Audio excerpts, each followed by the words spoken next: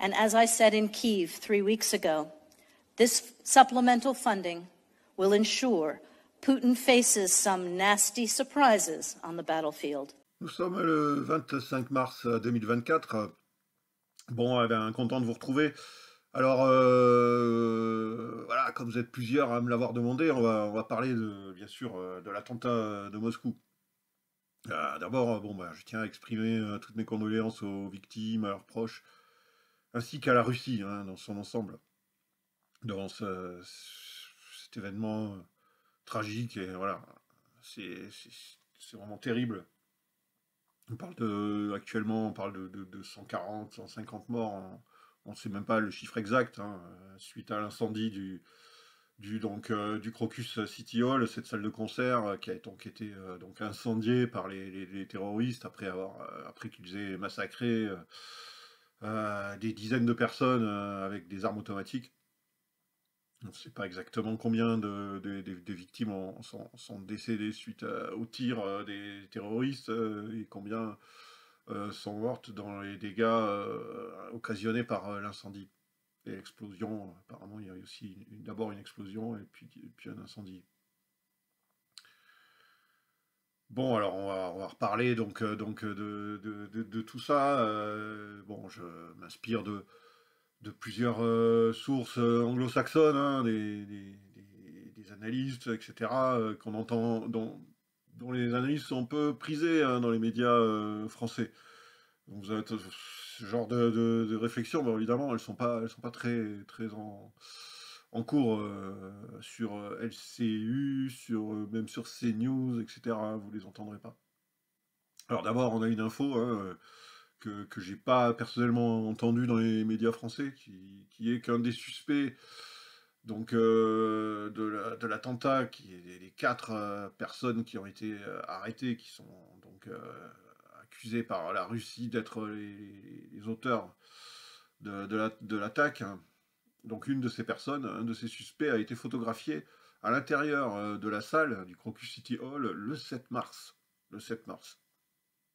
Donc 2 semaines avant l'attentat. En train de visiter les lieux, alors par un employé qui a déclaré qu'il avait pris des photos des visiteurs et ce jour-là, pendant son travail, et qu'il a reconnu un des présumés terroristes sur les vidéos de l'arrestation qui ont été diffusées un peu partout. Et semblerait-il, bon, alors, selon certaines théories, il y avait un chanteur très populaire en Russie qui s'appelle Shaman, qui devait se produire quelques jours donc après cette date du 7 mars. Je ne sais pas exactement quel jour, mais dans les jours qui suivaient, peut-être le 9 ou le 10, peu importe, qui devait donc se produire dans les jours suivant très, très directement cette visite donc, de ce présumé terroriste. Et donc ce concert, donc ce chanteur Shaman très populaire en Russie, c'est un chanteur qui est très patriote, hein, qui n'hésite pas à soutenir le président Poutine, etc., qui est considéré en Occident comme un chanteur nationaliste, mais très populaire en Russie, un chanteur avec une voix très puissante. Donc Shaman qui devait se produire dans cette salle. Et donc, selon certains, l'attentat était prévu pour le concert de Shaman. Avant les élections, un chanteur patriote, disons, considéré comme pro-Poutine, etc. Donc c'était ça l'objectif, apparemment. Mais ce jour-là, alors qu'ils sont arrivés sur place, ils ont été découragés de commettre leur attentat parce qu'il y avait trop de dispositifs de sécurité, des policiers. En fait, le concert de Shaman, étant donné qu'on était en période préélectorale, à quelques jours des élections, il a donc été très très contrôlé, avec beaucoup de dispositifs de sécurité, etc. Et cela aurait dissuadé c'est donc ces fameux terroristes de Daesh, hein, un peu spéciaux, hein, d'agir, et il aurait reporté donc leur projet au concert suivant, et il se retrouve que le concert suivant, c'était le 22 mars, le groupe Picnic, qui donc se produisait, qui est un groupe plus ancien, un groupe de rock hein, russe, très populaire aussi en Russie, hein, mais beaucoup moins connoté. Et puis bon, là, on se retrouve et donc de suite après les élections. Et donc ce jour-là, le jour du concert de pique-nique, donc un concert moins connoté, etc., il y avait beaucoup moins, il n'y avait pas de dispositif policier particulier, il n'y avait pas de sécurité particulière, hormis évidemment les services habituels de la salle, etc., qui n'ont pas pu empêcher les terroristes d'agir. Alors voilà, bon, c'est une théorie qui circule beaucoup sur les internets, particulièrement en Russie, etc., mais bon, moi je peux pas confirmer. Ça paraît possible, mais alors, voilà. Est-ce que ce n'est pas une méthode un peu inhabituelle pour Daesh? À ce que je sache, les terroristes de Daesh, jusqu'à aujourd'hui, se préoccupaient peu de leur survie, de partir se réfugier après leur attentat. En général, ils portaient même, bon, on a souvent comparé donc cette attaque avec l'attaque du Bataclan, mais il y avait quand même une grosse différence, c'est que lors de l'attaque du Bataclan, hein, tous les terroristes portaient des ceintures de bombes. Et donc étaient, euh, étaient partis pour un attentat suicide. Là non, là les terroristes étaient arrivés avec une voiture, la voiture les attendait à la sortie et ils se sont enfuis pour être attrapés beaucoup plus loin par les services de sécurité russes. Donc, est-ce que c'est vraiment une méthode habituelle pour Daesh? Moi je la trouve un peu étonnante. C'est pas ce qu'on voit habituellement dans les attentats de l'État islamique. Mais tout est possible, hein, ça ne prouve rien. Enfin, bon, en tout cas, tous les médias américains, tous les responsables de la Maison Blanche, Kamala Harris, Kirby, etc., répètent à qui mieux mieux, hein, depuis de suite après les attentats, ISIS, ISIS, ISIS. Bon, c'est, y a pas de, pour eux, il n'y a pas de doute. Voilà. C'est l'État islamique, ils en sont certains, il n'y a aucun doute. Et il faut à tout prix que les médias de l'Occident collectif répercutent cela, ce que font très bien nos médias français, hein, qui le répètent comme des perroquets, Daesh, Daesh, Daesh. Bon. Et celui qui oserait mettre un doute sur le fait que cet attentat était un attentat de Daesh classique, bon, celui qui oserait mettre un doute, il est comme c'est complotiste, voilà. Alors que bon, les médias, hein, LCI en tête, ne se sont pas gênés dès les premières minutes après l'annonce du terrible attentat de parler de false flag russe, de parler d'un attentat provoqué par les Russes eux-mêmes contre leur propre population pour voilà, bon, strictement aucun sens. Juste après des élections triomphales de Vladimir Poutine. Mais bon, pour eux, il n'y a pas de complotisme là-dedans, hein. Ce qui est complotiste, c'est d'avoir le moindre doute sur le fait que le coupable de cet attentat terrible est Daesh. Donc bon, ouais, d'accord, je veux bien, hein, c'est tout à fait possible que ce soit Daesh. Et d'ailleurs, ça n'exclut pas que ces terroristes de Daesh venaient d'Ukraine, hein. On sait très bien que l'Ukraine a accueilli des leaders en exil de Daesh sur son sol depuis des années et bien avant l'opération militaire spéciale telle que l'appellent les Russes. On a des articles, hein, notamment Le Point, hein, qui nous l'ont déjà dit, un article de 2019 du Point par exemple, hein. Donc bon. Mais bon, si les services américains, CIA et compagnie, ont les preuves que c'est Daesh le coupable, pourquoi ne pas les donner? Pourquoi se contenter de se baser sur des vagues revendications dont les sources sont bien incertaines, hein, vagues revendications soi-disant de l'État islamique, alors alors plusieurs répétées, hein, ce qui n'est pas non plus très courant. En général, l'État islamique revendique une fois pour toutes. Alors là, apparemment, ils veulent à tout prix qu'on entende bien que c'est eux, puisqu'ils ont répété à plusieurs reprises leurs revendications. Bon, ça aussi, méthode étonnante venant de Daesh, hein, c'est nouveau. Enfin. Et puis en plus, certaines revendications sont bizarres, hein, comme cette photo des soi-disant terroristes, bon, floutée, donc on ne peut pas les reconnaître. et où où ils lèvent un doigt en l'air, c'est un signe donc c'est un signe religieux islamiste de Daesh, hein, que vous avez sûrement déjà vu de la part des terroristes en Syrie, etc. Bon, ou ailleurs hein, d'ailleurs. Donc ils font le geste du doigt, montrer donc le ciel avec l'index, mais normalement ce geste se fait avec la main droite. Et là sur cette photo ils le font tous avec la main gauche, ce qui est complètement anormal pour des musulmans. On ne fait pas de geste religieux avec la main gauche, qui est considérée dans l'islam comme une main impure par rapport à la main droite, qui serait la main pure avec laquelle on fait tous les gestes associés à la religion. Et là ceux-là, apparemment, ils ne le savent pas, ils ne sont pas au courant, ils le font de la main gauche. Alors bon, moi, la première réflexe que j'ai eu, c'est de me dire, la photo est inversée. C'est juste, voilà, puisqu'ils sont tous la main gauche, l'index de la main gauche levé. Donc, c'est inversé. Mais non, en fait, non, puisqu'on a le drapeau de Daesh qui est écrit donc, en arabe, hein, dans le bon sens derrière. Donc bon, voilà, c'est bizarre. Hein. C'est une revendication quand même assez étrange.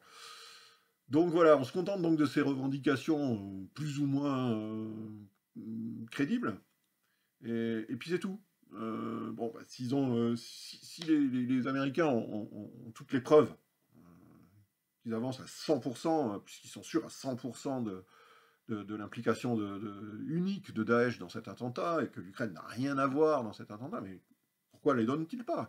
S'ils ont les preuves, bah, la première réaction serait normale, serait de les donner aux services russes pour qu'ils puissent s'en servir pour leur enquête.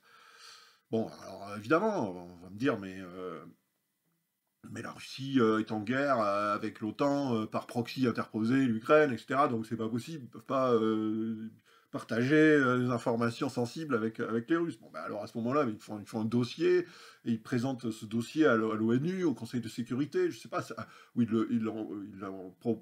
le proposent à Interpol, voilà, une agence internationale, etc., qui est neutre, hein, et voilà, et puis ils font une conférence de presse avec Kirby, ou Blinken, etc., ou n'importe lequel de la responsable pour venir dire, vous voyez, voilà, nous avons les preuves, etc., que la Russie a tort de vouloir reporter la responsabilité de cet attentat sur l'Ukraine, puisque nous avons la preuve que ce n'est pas le cas, que c'est Daesh basé en Afghanistan qui aurait commis, par exemple, hein, qui aurait commis ce crime. Eh bien, ils ne le font pas. Ben, ça serait très efficace. Je veux dire, là, ils mettraient tout le monde d'accord, tout le public mondial devrait reconnaître que les Américains disent la vérité, que les preuves sont là, que donc l'Ukraine n'a rien à voir dans cet attentat. Et donc, il reporterait donc la faute sur Poutine. Là, pour le coup, on pourrait montrer que Poutine accuse à tort l'Ukraine, puisque les preuves sont là. C'est Daesh, l'Ukraine n'a rien à voir, etc. On est sûr à 100%, donc on a les preuves. Donc c'est possible, ça serait possible de faire ça. Et ça serait très intelligent de la part des Américains. Ils se mettraient toute l'opinion mondiale d'accord, ils se mettraient en accord toute l'opinion mondiale avec eux, et mettraient Vladimir Poutine en difficulté. Pourquoi ne le font-ils pas? Bon, alors, on a une vidéo TikTok de Volodymyr Zelensky qui insulte Poutine, le traite de non-entité, etc. Bon, enfin. Mais ce qui est troublant dans cette vidéo, enfin, ce qui est pas troublant, mais ce qu'on remarque tout de suite dans cette vidéo, c'est que d'habitude, il est fait dans son bureau de son palais présidentiel de Kiev, ou alors dans la rue. Ces vidéos, il a l'habitude de les mettre en scène dans des endroits bien visibles au grand jour. Et là, on s'aperçoit que il a l'air d'être dans son bunker, hein, et clairement, il est dans son bunker, donc il a peur, hein, donc il est terrifié dans cette vidéo, ça se voit de toute façon, ça se voit très très facilement. Alors, bien qu'ils prennent un ton particulièrement odieux pour insulter ses ennemis, etc., mais on voit qu'il n'est pas rassuré. Bon, pourquoi? Parce que là, Là, j'imagine très bien l'état d'esprit du clan Zelensky, hein, la période où on pouvait se promener à travers le monde, aller à travers toutes les capitales mondiales, quand on s'appelait Zelensky, se promener tranquillement, sans risquer la moindre attaque des Russes contre sa personne, puisque comme je vous l'ai expliqué déjà dans des vidéos précédentes, hein, les Russes n'ont jamais eu intérêt à se débarrasser de Zelensky, sinon ils l'auraient fait depuis longtemps, les occasions n'ont pas manqué, Zelensky prend l'avion sans arrêt, s'est rendu sur le front dans des endroits où il était facilement repérable et où il pouvait être facilement dégommé par l'artillerie ou par les drones russes. Donc, mais cela n'est pas arrivé. Pourquoi? Parce que les Russes ne veulent pas, et ceux-là ne veulent pas se débarrasser de Zelensky, parce que Zelensky, c'est un ennemi idéal. Il est nul. Stratégiquement, il fait que des erreurs. Je vous reporte à Bakhmout, hein, où il a gaspillé des troupes d'élite pour tenir une ville qu'il ne pouvait pas tenir face à Wagner et qu'il a finalement perdu. Lui, il a gaspillé des quantités de troupes d'élite de très bonne qualité qui lui ont manqué ensuite pour sa fameuse grande offensive triomphale du printemps 2023, qui a été un échec, comme vous le savez, total. Aucun intérêt pour les Russes de se débarrasser de Zelensky, qui est quand même, qui est quand même tellement nul que ça permet aux Russes de continuer à avancer, continuer à gagner hein, cette guerre. Donc voilà, et tout ça, Zelensky le savait très bien, etc. Même les dirigeants occidentaux qui venaient à Kiev savaient très bien qu'en étant aux côtés de Zelensky, dans les rues de Kiev, il n'y avait absolument aucun risque d'être visé par les Russes. Sauf que maintenant, si jamais les Russes trouvent, ce qui n'est pas le cas, hein, je m'empresse de le répéter, je ne sais pas qui a fait le coup, hein, mais si jamais les Russes arrivent à prouver qu'il y a une implication ukrainienne quelconque derrière, même si c'est pas directement Zelensky, ce que je pense d'ailleurs, parce que Zelensky aurait été fou d'être derrière cet attentat, puisque ça le met dans une situation extrêmement dangereuse. Donc même si c'est pas lui, mais supposons que c'est Boudanov, donc le chef des services secrets ukrainiens, ou un autre, hein, ou Zalouzny, ou qui que ce soit, s'il s'avère que les Russes arrivent à prouver, à savoir que les Ukrainiens, donc des services ukrainiens sont derrière,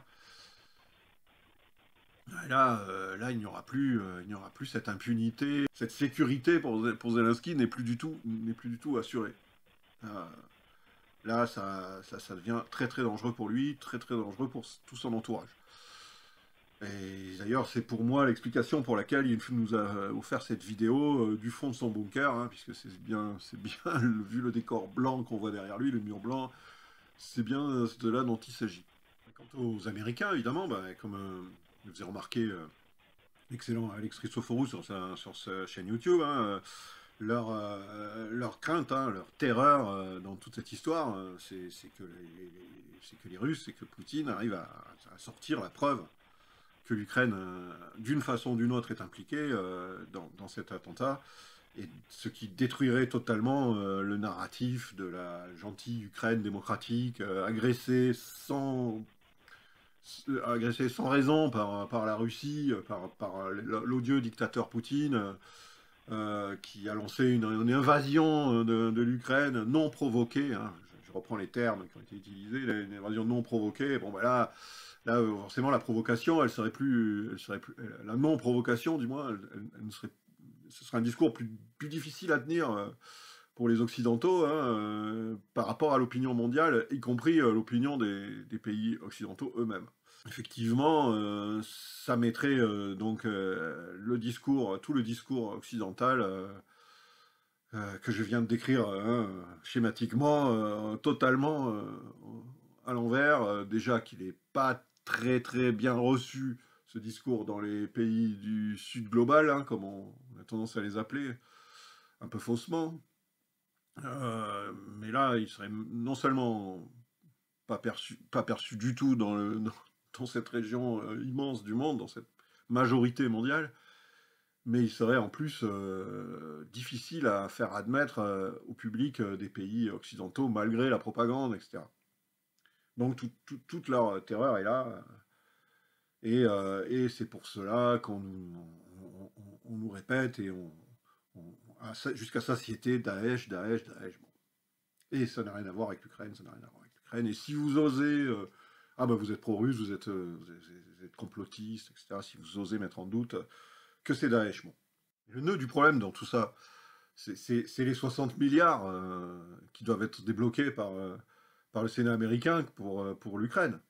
Parce que si les preuves sont données que l'Ukraine est impliquée dans cet attentat horrible, comment va-t-on faire accepter à l'opinion américaine de débloquer 60 milliards de budget pour un tel pays? Tous les discours de l'Ukraine, victime, etc., victime innocente, devient beaucoup plus difficile à tenir. C'est évident. Y compris pour le pillage des 300 milliards d'actifs russes par l'Union européenne, hein, que l'Union européenne veut à tout prix voler, en commençant par les intérêts, et puis bien après le capital. Hein. Comment justifier cela pour financer un État qui abrite des terroristes, ou qui finance peut-être des terroristes, si jamais les preuves sont sorties, hein, ça va être très très compliqué à gérer. Le problème qu'ils ont, c'est que la Russie, elle détient les terroristes, elle les a entre ses mains. Ils n'ont pas échappé au FSB, ils ont été arrêtés, le FSB les a laissés s'enfuir dans leur Renault blanche, hein, ils ont suivi, puis ils ont vu où ils allaient se diriger ils ont vu qu'ils se dirigeaient vers le sud, vers la frontière ukrainienne. Alors à ce moment-là, ils les ont interceptés à 100 km à peu près de la frontière, dans la région de Briansk. Et voilà, et ils vont essayer d'aller au fond de tout ce que nous savons déjà. Ils nous ont déjà permis de savoir que ces hommes avaient été payés environ entre 500 000 roubles et 1 million, ce qui équivaut entre 5 000 et 10 000 euros, hein, chacun pour commettre ces choses. Et au-delà de ça, vous avez Victoria Nuland, hein, dont je vous avais parlé dans ma vidéo précédente, hein, qui avait annoncé une surprise pour Poutine, hein, une grosse surprise, avant de démissionner, là aussi par surprise. Hein, et donc je vous avais parlé dans la dernière vidéo, bon, vous avez ça, hein, et ça, c'est pas passé totalement inaperçu, hein, pour les Russes. Hein. Les différents articles parus depuis des mois, le Washington Post qui parle de l'assassinat de Daria Dugina, comment les Russes, comment les Ukrainiens, les renseignements ukrainiens ont travaillé avec les services américains, la CIA, etc. Et puis ils ont commencé à se comporter comme des voyous et à s'en prendre aux journalistes, à des éditorialistes comme Daria Dugina. Et donc là, les Américains n'ont pas du tout apprécié, et donc là, ils l'ont reproché à leurs homologues ukrainiens. Bon ben ça, le Washington Times on faisait pareil il y a moins d'un mois. Il y a eu aussi l'article de New York Times sur les bases de la CIA, les 12 bases de la CIA situées près de la frontière russe en Ukraine depuis 2014. Tout ça va infuser dans l'opinion mondiale pour aller contrer le discours, le narratif américain sur ce conflit. Alors, les gens ils commencent à faire un petit peu le lien dans leur esprit. Donc les médias de l'Occident essayent de nous dire, voilà, c'est Poutine en fait. Il a été prévenu par les États-Unis. Le 7 mars, il a été prévenu. On nous sort des articles. Et il a rejeté l'alerte qui avait été faite par les services américains. 3 jours avant l'attentat, les Américains les avaient prévenus, Poutine, qui a rejeté leurs avertissements. Ils vont donner l'impression que Poutine est responsable de tout ça, que Poutine est incompétent, qu'il a tout, qu'il est responsable de tout, qu'il n'a pas écouté, voilà, ils veulent faire admettre cela, ils veulent faire passer ce message au public russe, évidemment. C'est leur but, puisque l'objectif final de tout ça, hein, de tout ce conflit, c'est le changement de régime en Russie. L'objectif de l'Occident collectif, c'est le changement de régime, et ce n'est rien d'autre. L'Ukraine, c'est juste un moyen, évidemment. Vous le savez. Donc voilà, bon, ce que j'avais à dire sur cette affaire, en gros. J'espère que c'était à peu près clair, hein, pas trop confus. Bon, comme vous le savez, je prépare un petit peu, mais j'ai pas de texte écrit. J'essaye de vous donner mes pensées comme elles viennent. Bon, après, en fonction aussi des sources que je prends dans les médias américains, dans les médias anglo-saxons, etc., puisqu'on a beaucoup plus d'informations à travers eux que, bien sûr, sur les médias français qui ne sont que des perroquets aux ordres. Bon, sinon, sinon, je voulais aussi vous parler d'un autre petit sujet rapidement. C'est les attaques donc, de missiles de la Russie qui ont été menées sur différents points, sur Zaporijjia, sur Kiev, mais aussi sur Lviv, complètement à l'ouest, très près en fait de la frontière polonaise. Et les médias français nous disent, oui, vous voyez, ils ont attaqué la ville de Lviv, etc., qui n'avait pas été attaquée depuis longtemps. Voilà. En nous laissant supposer que c'est la ville qui est bombardée. Qu'en réalité, ce qui avait été attaqué, c'était une piste d'atterrissage et de décollage pour F-16 qui était en train d'être construite pour les futurs F-16 de l'armée ukrainienne. Donc on essaye de mettre les pistes le plus loin possible du front et si possible le plus près possible de la frontière polonaise, histoire que si jamais un missile tombait à côté, un missile russe tombait à côté, il pourrait tomber en Pologne et ça pourrait... voilà. Vous voyez un peu l'idée. On essaye donc de mettre donc, ces pistes. Donc les Russes ont repéré cette piste en travaux pour les F-16, puisque comme vous le savez, on a déjà expliqué, hein, les F-16 ont besoin de pistes très propres, parce que c'est des avions qui ne sont pas rustiques, qui ne peuvent pas atterrir n'importe où, n'importe comment, et ni décoller n'importe où, n'importe comment. Donc comme on ne peut pas faire décoller ces avions d'un pays de l'OTAN, par exemple la Pologne, on ne peut pas, on va le faire, on essaye du moins les Ukrainiens essayent de faire leur piste de décollage et d'atterrissage le plus près possible de la frontière polonaise, même si ça reste en Ukraine. Et ainsi, les Russes ont voulu frapper cette piste et un missile aurait fait une légère incursion pendant 30 secondes dans l'espace aérien polonais. Alors les Polonais, évidemment, se sont élevés contre cela. Peut-être ils devraient s'élever contre le fait que les Ukrainiens construisent des bases aériennes tout près de leurs frontières pour attaquer la Russie. Mais bon, apparemment ça les dérange moins.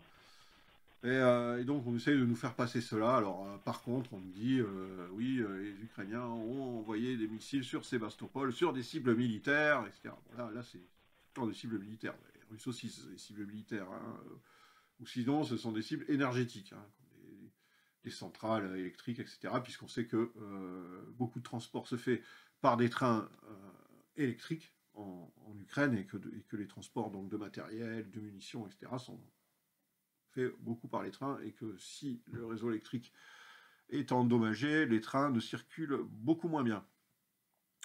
Bon voilà, je vais pas m'attarder plus, la vidéo serait un peu longue. J'ai dit à peu près ce que j'en pensais. Si vous avez apprécié cette vidéo, n'hésitez pas à me mettre un petit pouce, hein, si ça fera toujours plaisir, en dessous de la vidéo, de cliquer, de vous abonner, parce que c'est bon pour le référencement, paraît-il.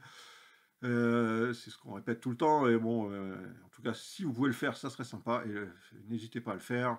Je vous invite à vous reporter sur le compte Twitter, ou du moins X de Jacques Frère, et aussi de mon ami Sylvain Ferreira, tout son blog Veille Stratégique, pour avoir des infos. Tout ça, vous pouvez le trouver, les liens, dans les commentaires de la vidéo. Je vous dis à bientôt, j'espère. Je ne peux pas faire des vidéos très souvent parce que j'ai pas le temps, je travaille beaucoup. Et donc, je vous retrouve bientôt. Et je vous dis bonjour chez vous. We also have a history of kind of moving in and out of Pakistan. I mean, let's remember here, the people we are fighting today, we funded 20 years ago. And we did it because we were locked in this struggle with the Soviet Union. They invaded Afghanistan, and we did not want to see them control Central Asia. And we went to work. And it was President Reagan, in partnership with the Congress, led by Democrats, who said, you know what, sounds like a pretty good idea. Let's deal with the ISI and the Pakistani military, and let's go recruit these mujahideen. And let's get some to come from Saudi Arabia and other places, importing their Wahhabi brand of Islam so that we can go beat the Soviet Union. And guess what? They retreated. They lost billions of dollars, and it led to the collapse of the Soviet Union. So there's a very strong argument, which is, wasn't a bad investment to end the Soviet Union, but let's be careful what we sow because we will harvest. So we then left Pakistan. We said, okay, fine, you deal with the stingers that we've left all over your country. You deal with the mines that are along the border. And by the way, we don't want to have anything to do with you. In fact, we're sanctioning you. So we stopped dealing with the Pakistani military and with ISI, and we now are making up for a lot of lost time.